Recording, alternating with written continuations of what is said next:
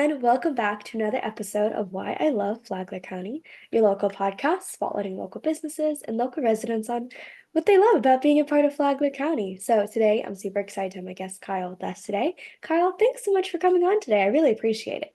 Yeah, you're welcome. Thank you for having me. Of course. Well, Kyle's one of the newer businesses in town, and he was just sharing with me all of his passions and what he does for the community. So I'll kind of let him take it away. But first, why don't you tell us just a little bit about your journey coming here to Flagler and being here in Flagler? So I've been here in Flagler for 9 years. Growing up, this is where we'd come to vacation, Flagler Beach. My mom loved the red sands and just the area when it was. So I've been coming here my whole life on vacation with my grandparents and with my mom, and I don't know, just at a special place. Like when we'd get away from the normal, and definitely getting away from the snow in Ohio. So it was a nice change to move down here, not having to Yeah. deal with wiping the snow off your car. And You don't have to tell me twice. I'm from Michigan, so I know exactly. This is, I think, our third winter down here, and I'll just say, like, this is definitely the time where I don't miss the North at all. that's for sure. Well, you've had it rough down here. It's actually the last 3 years we've had cold winters, like these cold days. Like my first 5 years down here, we didn't really get below Oh, like really? 40 degrees. Like we Yeah. were 50s and 60s on like the coldest days. Wow. I mean, I will say I don't mind the cold. It's just the snow and the Yeah. ice. That was really what's getting me. I think I still kind of like the whole concept of like wearing a nice sweater or a nice hoodie. I don't mind that as much, but it was just like the whole like I'm sure you're very familiar. Like you, whenever you wanted to go somewhere, you had to plan an extra like 10, 15 minutes before you wanted to leave because you had to go out and defrost your car and you had to heat it up and you had to wake up early to get the snow off the car. So I mean, just the fact that we don't have that alone is like, whew. For sure, All for sure. And day. sweatshirt weather is a plus. I love It wearing a is. sweatshirt. The fall time's my favorite time of the year. So, Yeah. And then, up north, like Ohio, I'm sure is very beautiful during the fall and the leaves changing and stuff. I do kind of miss that. But overall, I mean, you can't beat Florida weather. and me and Chelsea are getting married in October up there. We picked that time of Oh, year, and then 2025 for that. So, wow, that'll be look really forward special. That sounds so great. It's a very to that. beautiful place to get married and literally the perfect time. But I would love for you to share a little bit about what you do first of all, and then we can kind of get into what got you started. Okay, so I run a on-site diesel repair or auto repair, and whatever you like, I'll fix it. So I started out. I don't want to say this. So I have an on-site business. I also have a shop too by appointment. Like I keep overhead low, like Mm, and cheaper for the customers because I come to them for the most part, as long as it's not a big job, and that keeps them from having to call a tow bill or taking them out of their day, saving them time. Saving time. Everybody needs more time, right? Always on the go, run, definitely. run, run. So if I can come to you and you don't have to leave the house or you leave it somewhere, or when you're at work, even I can come to your work. I provide that service. I provide a pickup and drop off as well. Wow. And hmm,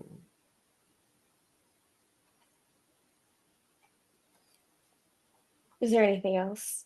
Sorry, I yeah, don't want to I'm like thinking, interrupt no, your. you're Yeah, good. I'm yeah, trying to think yeah. of where I'm going with this, Yeah. but Well, what got you started into it? Like, what interested you the most when you started?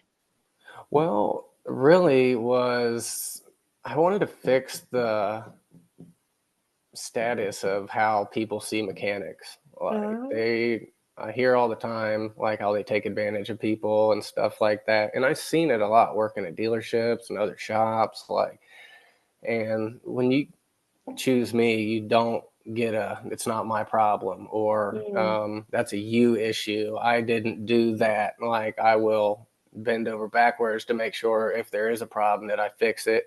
And like nobody wants to hear that. Like I don't know.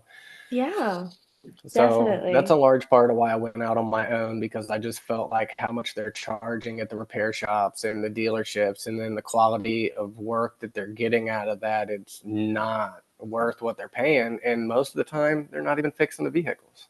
I You have to come know, back two right? or three Yeah. times. So, and then when you Yeah. bring it back, oh, it was this, oh, it was that. There's no ownership of the problem. Mm-hmm. for Oh on my their gosh. part. It could never be Yeah, their problem, which right. most of the time it is. So, Definitely. I mean, I know a lady once she was sharing with me, like she literally had like an entire nightmare of a situation where they didn't connect the wires correctly and they left some like unconnected and they left them loose in her car and stuff like that. And it's like kind of by the grace of God that she made it home, because the steering wheel was not properly connected. So it was like going the wrong way. It was like a whole slew of problems. And she was like, "Hey, why did this happen?" And they're like, "Oh, sorry. It's just like, we've gotten some complaints about the guys." And she's like, "Why didn't you do something about it sooner then?" So it's no, it's crazy. There's a lot of stories out there. people's safety is number one. It Like is. you have your families and people in these cars, and you're on the road with other people. When you're doing shoddy work, like you're taking other people's lives into your hand. And it's important to me that you make it home safe and to and from, especially when you're spending as much money as it costs to get your vehicle fixed these days. You should be able to get in your car and feel safe when you're leaving the place. You know, Hmm. Yeah. What has been like one of the biggest lessons you've learned while going out on your own?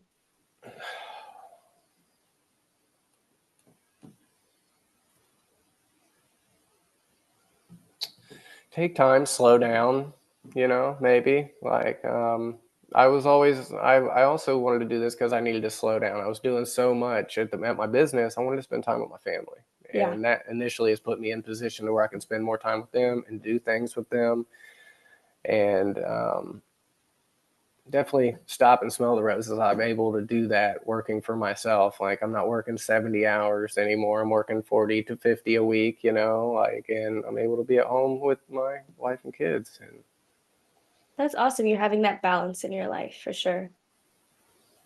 Yeah. I'm not too familiar with cars, so I'd love to hear kind of like what are some of your favorite car tips or tricks or anything a car owner should know when dealing with a car. It doesn't have to be a fixer upper or anything like that. change your oil, do your maintenance items, like make sure you're changing your oil 3 to 5,000 miles on a regular car.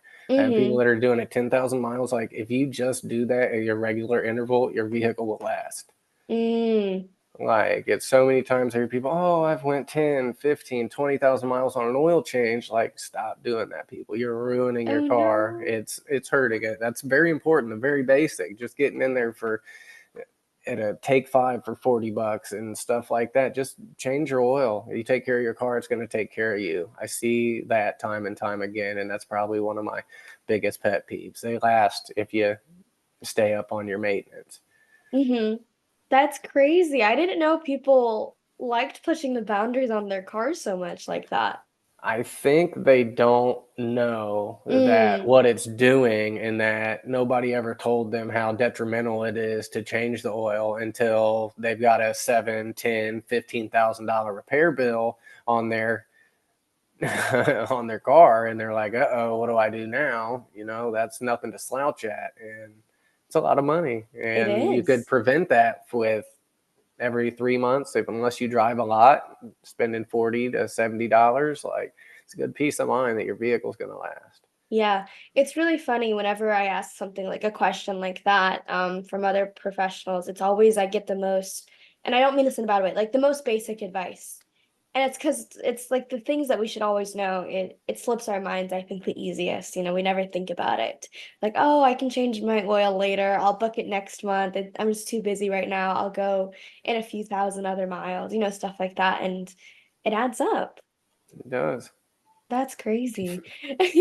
So it sounds like you've been in Flagler for a while, but on top of that, you've been coming to Flagler for a while. So what are your favorite things to do in Flagler? Maybe places to go, events to go to, anywhere people can kind of get active with the community, kind of put themselves out there, Well, I mean, the beach is always a must in Florida. Like, right? if you like red beaches and shells that get stuck to you everywhere, like our beach offers, little red shells stuck everywhere, that's a great thing. There's awesome food all up and down A1A over there, all the way to Hammock to St. Augustine. There's food. So, and good nightlife over there as well. Do you have any favorite restaurants up A1A? I'll shout out Tortugas. I Mm, know a few of the bartenders there and waitresses. We're friends, so I'll give that's them a shout out. they're A good great. place to Yeah. spend the evening, right across the street from the beach. Great music, good people.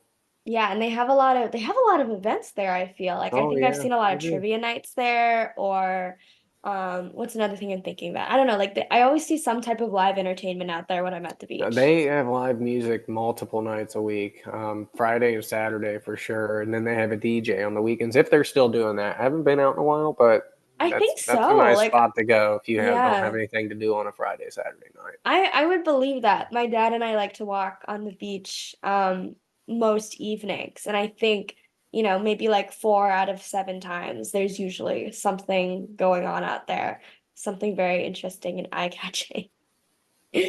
Awesome. Well, Kyle, I really appreciate you coming on today, spending a few minutes, just giving us some basic advice that we all need to hear when it comes to our cars. And it's great to hear about your story. Is there any last thing you'd kind of like to throw out there before we wrap it up? Um, no, not really. Thank you for having me on, Of and course. welcome to Flagler, everyone.